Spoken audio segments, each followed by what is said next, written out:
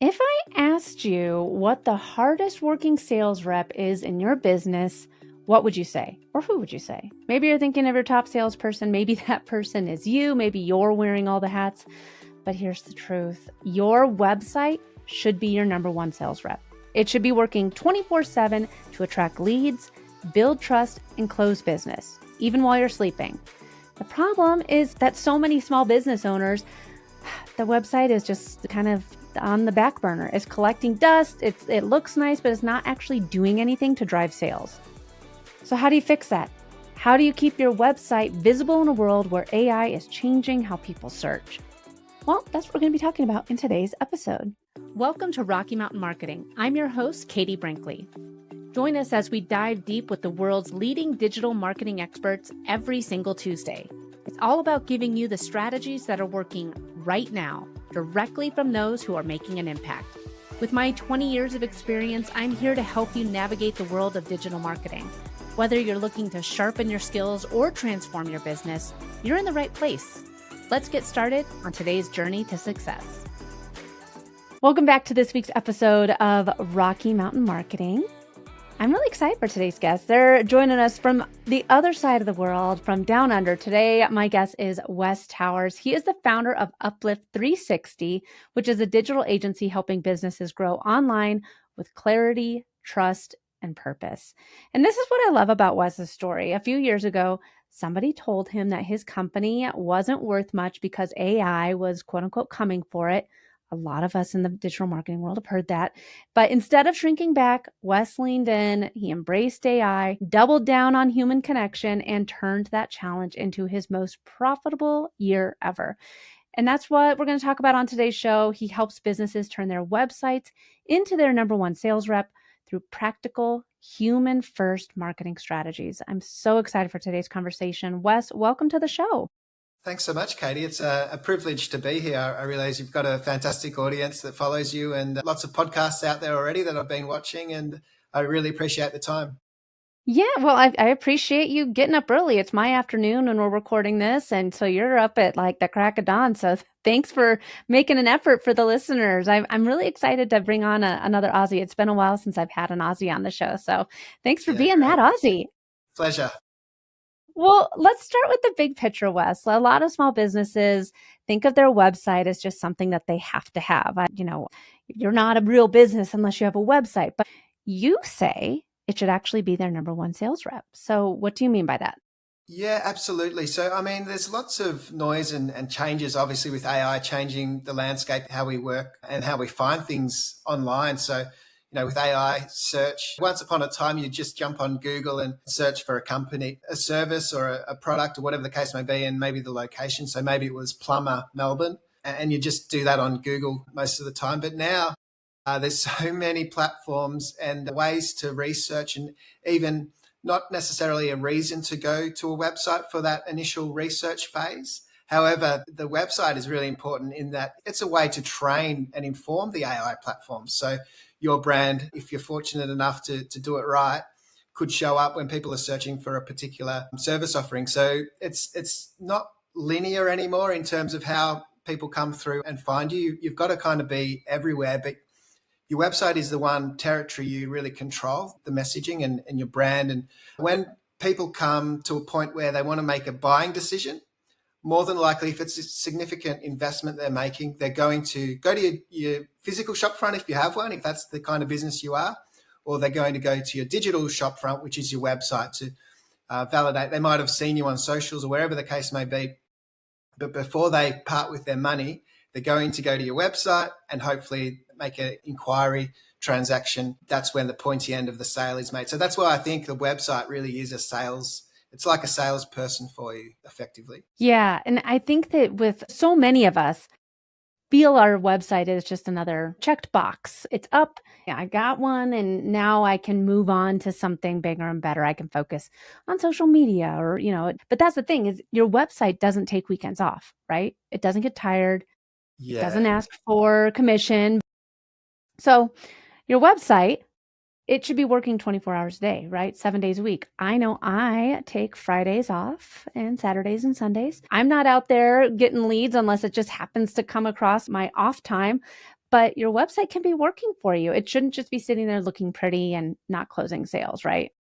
Yeah, it's a not real opportunity in a space that you control completely. So it's awesome to be everywhere online, but there is noise there. So there's the competitors, there's distractions, all that sort of things. The website is a territory you control, so you control all the messaging and you make sure it's clear and compelling, and you've got a point of difference really. So in this day and age, there's so much. We see this, and I'm sure you see this too, lots of generic content because people really Yeah. don't have their own unique voice and their unique message as well. And those two things are critically important. I know they're important in your line of work, even probably more so, but on the website, those same kind of concepts become really important when there's just so much bland generic information, people just crunching out generic information through ChatGPT or whatever the case may be. So yeah, to stand out and be unique is really important. And that's space on the website that you can do that to reinforce what they've probably seen to some degree on other platforms, social media, podcasts, whatever you've been featured. It's to solidify all those little touch points that they may have received over the course of time. They're really ready to make a purchasing decision. They're checking you out for that last time on the website to verify you are who you say you are and you do what you say you do. You've done it for other people and to make an inquiry normally for a service business.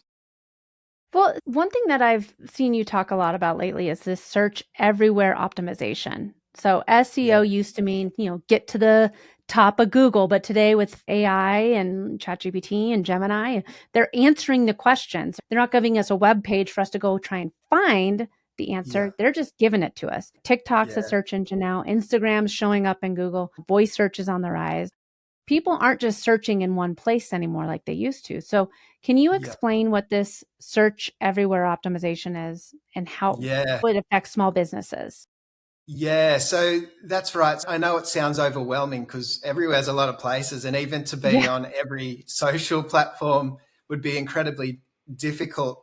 But the ideal is to focus on the core few platforms that your target market hang out in. So, what makes best sense, and to have a minimum kind of, in my view, have a minimum viable footprint on the other platforms as well. So, you can repurpose. You optimize for the very best platforms and you find ways to get that message syndicated across as far and as broadly as you possibly can, broadcasting like an old school broadcasting sort of philosophy in that way. So, and that's to be honest, that's why I'm podcasting. That's why I'm guesting on podcasts and so on. I enjoy speaking, but it's probably, in my view, one of the strongest ways to optimize across platforms because all of a sudden it's not just you sharing your own information. It's a collaborative effect where you've got the podcast host and the guest, and they're both sharing the information to their audiences across multiple streams. And so back in the day for SEO, you needed like a backlink,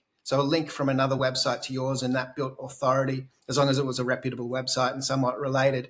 And so that would build authority in Google's eyes because it would be recognized that, hey, lots of people talking about this company, they should be higher in the Google rankings. Well, that because of AI, they're even more sophisticated than that. You don't even necessarily need the link back to your website to build the Google rankings.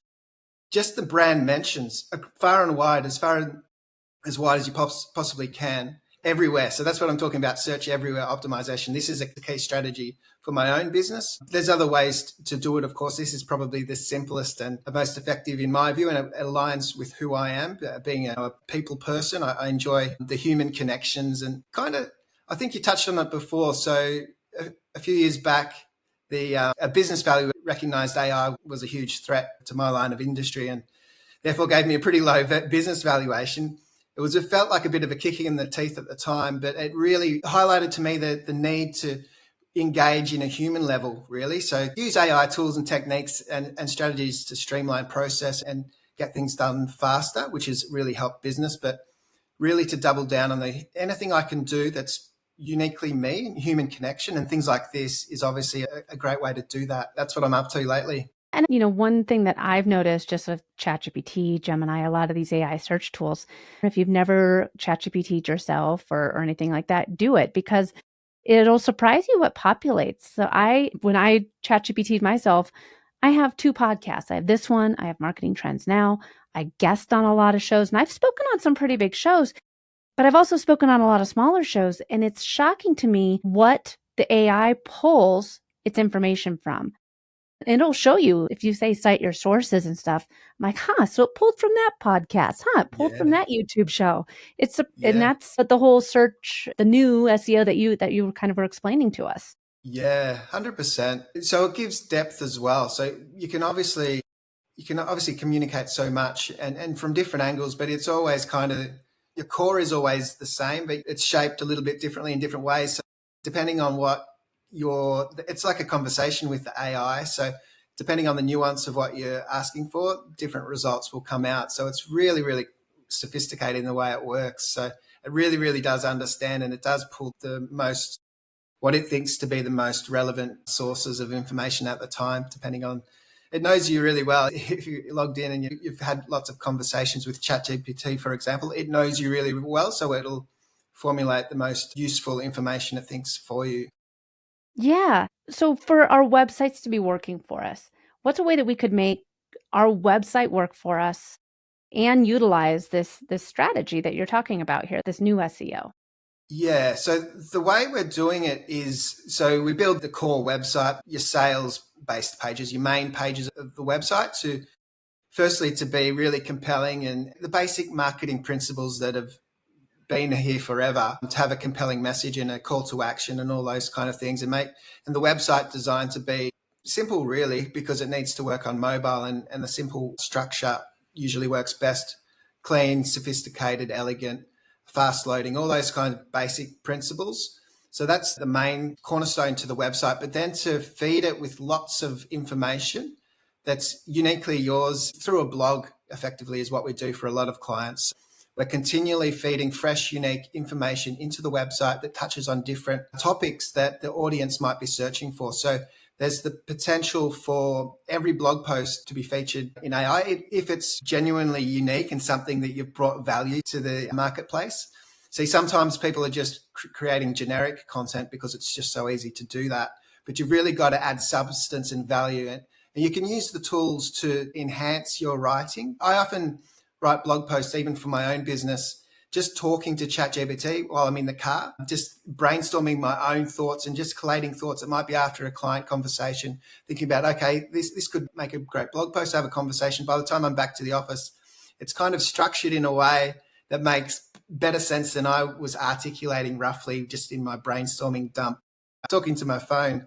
So there's good ways to do it and bad ways to do AI content. So the bad way is, hey, write me a blog post about blah, blah, blah, because I want to rank on Google. It's not adding any value, really. So let's get practical here. What can separate a website that sells from a website that's just sitting there? And I know we talked about having those blogs and making sure that your website is, I guess, AI-able, but how can we make sure that it's selling for us? Yeah, so the principles of following a user experience that people have learned to expect. So having things in the obvious places is best. So people are so rushed online, you don't want them to fight to find your contact page, for example. They're going to expect it's the last item in your menu, contact. So if people just wanting to get that to that point, just make it super easy. The least amount of resistance is the ideal. So oftentimes we're taking on websites and they'll have like a contact form and there'll be it feels like hundreds of fields, and upload this and give us these details. We work with a lot of trades and construction businesses, so that often asking for a lot of detailed spec on projects so they can quote, and they want everything right away. Well, there's too much resistance in that because sometimes people don't know all the answers necessarily right away. You just need to make that initial engagement inquiry and get them off the website effectively and having a physical, a face-to-face conversation, ideally, with my clients anyway, because it's a higher value sale. That usually there'll be a human interaction before the sale's made. So generating those leads, just making it super simple, making it really clear and concise. The messaging is the priority. The design should just support the message, really. Unique, compelling message, something that if there's anything that's different in your business to everybody else in your field, that's what really needs to sing, because they kind of know all the basics of your industry. Probably they've probably done a bit of research, but that compelling uniqueness is what needs to be highlighted. That 10%, 5%, maybe it's even 1% that is different in your business is what you need to focus on.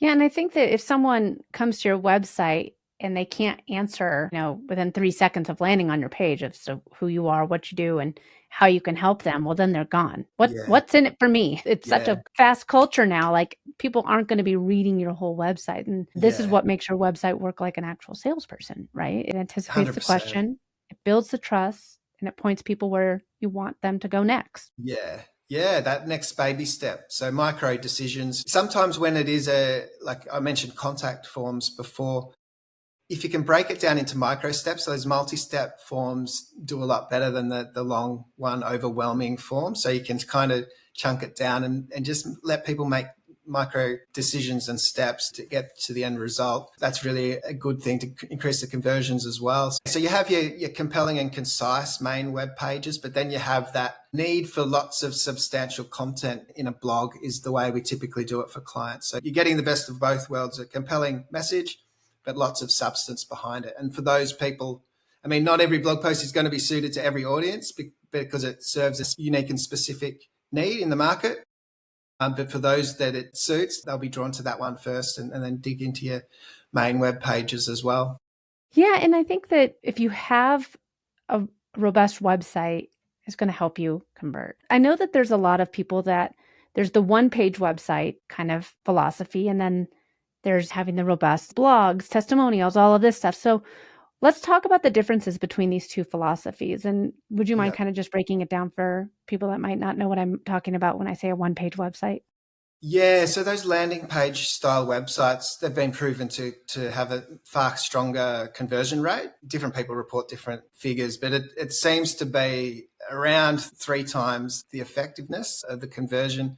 When there's multiple calls to action or topics in a website, a confused mind finds it hard to make a decision. So when it's a one page and it's about one person effectively, so your target market, one problem, so they've got a particular problem that you want to solve, and one product, so one solution. So they've got 2 decisions: take up your offer, whatever that call to action is, fill in the form, download whatever the resource, or leave. So it's sort of cutthroat in that way. Conversion rates are really strong, but people do leave. So but a website, it's more of a brand and authority building strategy. And that's more for what my client is ideal for my clients, because it is kind of a longer sales Yeah. process and typically a higher ticket item. So the brand building is typically what our clients need, but there's time to time they'll need a landing page just to get the leads flowing through at a greater velocity. So let's get tactical here. If a small business owner is listening to this right now and they say, okay, I have a landing page that works, but now that I'm thinking about it, you're right. My website is basically just a brochure. Where should Yeah. they start making those changes to turn it into that sales machine? Yeah. Often there's just too much. It's about cutting back what you're saying. So this is the story we always see. It's so you build a website today and it's you're great and you love it and it's on brand, it's on point, it's precisely what you need. But over the course of time, business evolves and you start massaging in different things and you end up creating quite a big and bloated and overweight website because you've just shoved things in over the course of time and it becomes a bit of a mess. So you get to a point, usually what happens is you say, right, we need to start with a clean slate and really cut back on what you're saying. That's why niching is really powerful too, because you're getting rid of all the peripheral noise and you're really drilled in on precisely who you serve. It's less about you really, and it's more about the end potential client. So you can speak directly to their needs. You're better. So we're really niched in what we do. We do websites and SEO, but we do it for the trades and construction business typically. So there are a few legacy clients we didn't always niche so strongly, and that's fine. For new onboarding clients, they're typically trades and construction. So just makes it so much easier to have a really strong message when you're speaking to the one ideal client. So that's what I would say. And speak to them. Think about the messaging from their perspective, not about, all your history might not necessarily be all that important. It depends on how you frame it. I want to go back to one thing that really stood out to me was that because it is changing our jobs every single day. It's affecting us. I mean, using AI to kind of help write some of the copy. I mean, like you can use AI as that tool and somebody told you, that AI was going to completely wipe out your business, but then you went and kind of showed them and had your best year ever. So how did you lean into AI while still doubling down on human connections? Yeah, so I guess we're kind of fortunate. My team, obviously, they're mostly techie type people, so they kind of like the leading new ideas and techniques and so on. So they're really progressive in that way. They're kind of leading me to a large degree with the tech side of things. So that's a great position to be in, and not every business will be quite that way. But I think it's really important to keep your finger on the pulse with it's moving so fast, AI, and it is going to transform every business eventually. There'll be realistically, like we're seeing on the news all the time here in Australia, some of the big banks have laid off lots of people to AI. So there's AI, there's also outsourcing. Some of the banks are doing a hybrid. So lots of jobs being lost. So I think we just all need to stay focused on where's this all leading to. And my view was AI is almost forcing us to be more human. So it's trying to replicate human discussion. So once upon a time, we were searching, as I said before, service, location. Now we're searching in sentences. We're having full conversations, and that's it's emulating a human experience. So the way I'm looking at it is the more humanized I can make my business and brand, and the more human contact and that videos like podcasts like this, videos, people seeing me because it's just authentically me. I'm not like a public speaker. I'm not a professional speaker. I'm just a guy. I fumble around my words. Some of that vulnerability, I think, is something that people connect to as well. So I think people shouldn't be so scared about getting their face out there and making mistakes and this sort of thing. We all learn and grow, and I think there's an engaging element in it too. I love that so much because I think that your humanness is what's going to help you stand out in this world of AI. 100%. Yeah. Well, Wes, thank you so much for being here and sharing these tips. For everyone listening, here are the key takeaways. Treat your website like your number one sales rep, not just a brochure, right? It can be selling for you. Think about that search everywhere optimization, because people aren't just searching on Google anymore. They're on YouTube, they're on TikTok, they're on ChatGPT. And then use AI as a tool, but lean into your human connection as your differentiator, because nothing's going to help you stand out more than you. A robot can't emulate that. Wes, if people want to connect with you or learn more about you and Uplift 360, where should they go? Yeah, so the website is the easiest way to connect, uplift360.com.au. You will find all the social platforms and so on there as well. But yeah, uplift360.com.au, being Australian. You can book a meeting with me if you want to, if you're that way inclined. But also my personal LinkedIn is there as well. I connect with anybody who reaches out. Amazing. Well, Wes, I can't thank you enough. Thank you, everybody, for tuning into this week's episode of Rocky Mountain Marketing. If this episode got you thinking a little bit more about how your website could be doing more for you, please share it with another business owner who needs to hear it. And don't forget to subscribe so that you never miss an episode. Wes, thanks again for joining us on this week's episode. Thanks so much, Katie. I've really enjoyed it. Thanks so much for listening to this week's episode of Rocky Mountain Marketing.